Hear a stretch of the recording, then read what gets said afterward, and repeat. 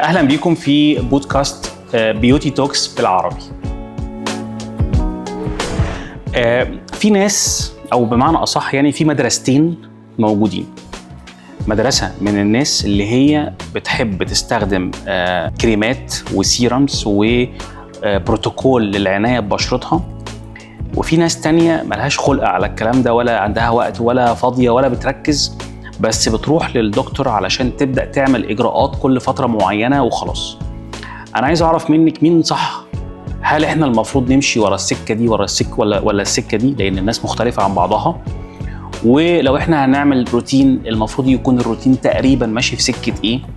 ولو هنعمل إجراءات معينة ونروح للدكتور، إيه أفضل الإجراءات اللي إحنا ممكن نشتغل عليها؟ ده حسب الكواليتي اوف لايف واللايف ستايل بتاع البيشنت دي او البني ادمه دي. انا رنا واحده من الناس ماليش خلق ان انا كل يوم احط هيالورونيك وكل يوم احط روتين.